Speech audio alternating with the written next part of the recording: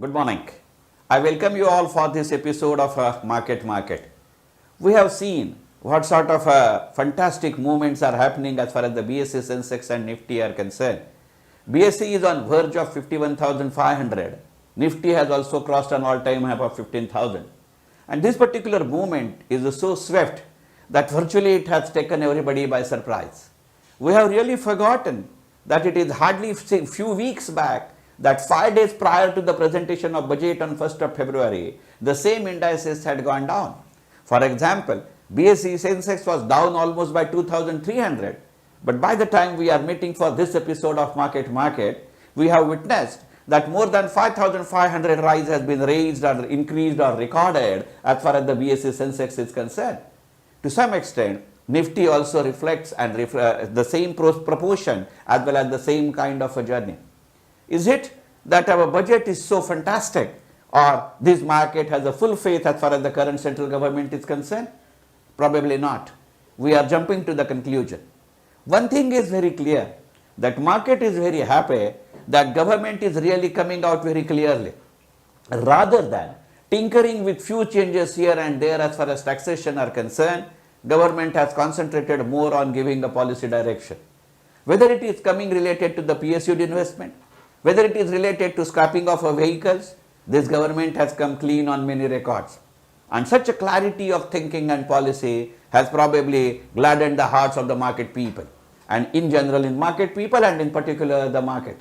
And this may be one of the reasons why such a stupendous ride in such a short span of time has been recorded as far as our market indices are concerned.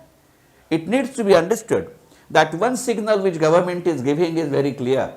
As far as the common investors are concerned, certain tedious processes are going to be taken care of.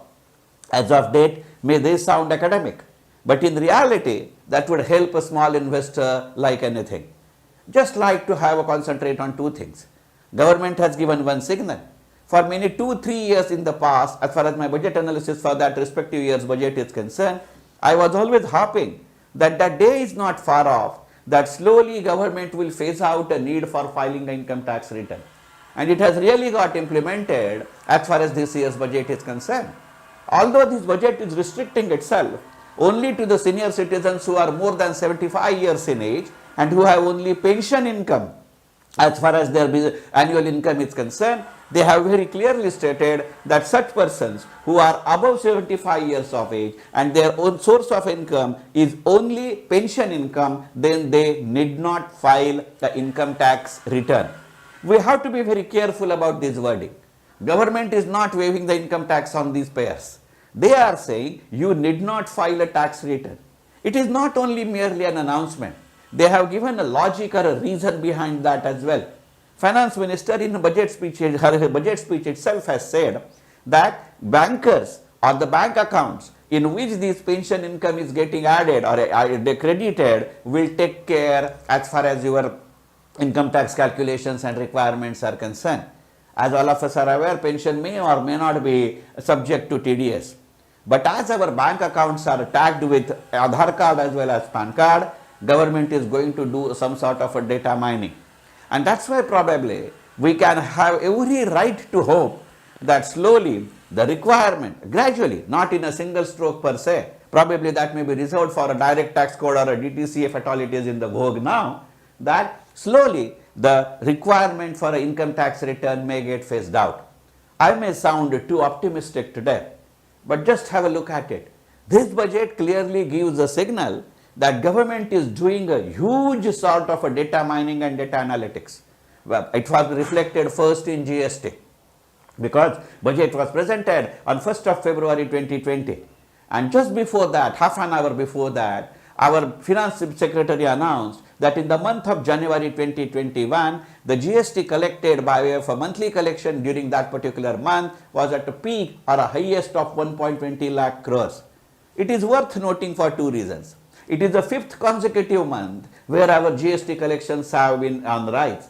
Out of these 5 months, 4 months are such, and that 2 consecutive 4 months are such, where our GST monthly collection is more than 1 lakh crore. In the month of Jan 2021, it was 1.20 lakh crores. In the month of December 2020, it was 1.15 lakh crores. In the month of November 2020, it was 1.09 lakh crores. And in the month of October 2020, it was 1.02 lakh crores. And in the month of September, it was 97,000 crores. It is not only reflective of economic activities getting picked up after we slowly started relaxing the economic lockdown scenario. But it is equally true that now the notices being received from the GST department is becoming more pinpointed. They have started comparing a personal income of a business promoter along with a reflective trends as far as his business income and the transactions recorded are concerned. Slowly government is giving a signal that whatever data was being filed or received by various government departments every month from income tax, from banks, from depositories, from stock exchanges, from stock brokers, from mutual funds, from insurance industries, from pension scheme providers is now getting collated. And that's why that particular scheme is getting intensive, and to that extent the tax evasion level is going down. If it is getting implemented today for GST, certainly slowly and gradually government would start making extensive use of such data mining techniques related to regarding all various other types of tax. And being the smallest portion of a personal income tax, probably they have concentrated in this budget as far as that bracket where a person more than age of 75 and his only business income is a single source income. It is not the only signal which this budget has given. The other budget, the signal which this budget has given is that they have stated that from the financial year 2021-22, not only my salary income and TDS thereon would get as a pre-filled form, but my capital gain or a loss, whether it is a gain or loss, whether it is a short term or a long term, whether it is arising out of my mutual fund transactions or equities, that field will also get properly, duly pre-filled in. And it would be equally true for the equity dividend received during the calendar financial year 2021-22 as far as that particular return is concerned. That clearly shows what sort of a data collation is there. On one hand, the technical legalities and rigidities are being removed from the plate of a common man, and on the other hand, government is saying that one way as far as my tax returns are concerned or tax revenues are concerned, that not only the government is dependent on enhancing the tax rates or tinkering with a tax slab, but a tax administration per se would get streamlined. And if it is true for tax administration today, it may be true for various other facets of my national economy. Market is taking a positive note of such things.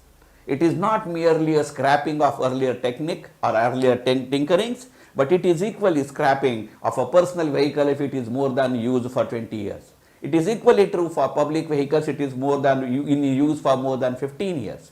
And straightway, in their Atmanirbhar 1, Atmanirbhar 2, Atmanirbhar 3 also, the finance minister had already announced at that point of time in the month of May 2020 that there will be a segregation between core sector and non-core sector, and government would come out with a clear-cut policy what sort of a role a government companies will play into it.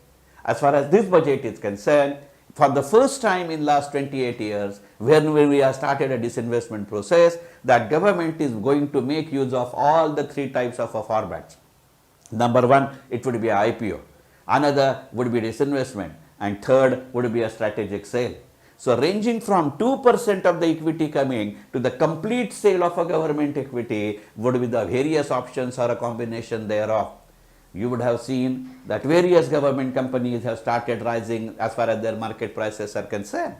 Because if really these disinvestments have to take place, they may be the major candidates before that as far as the special dividend or interim dividend or a final dividend is concerned.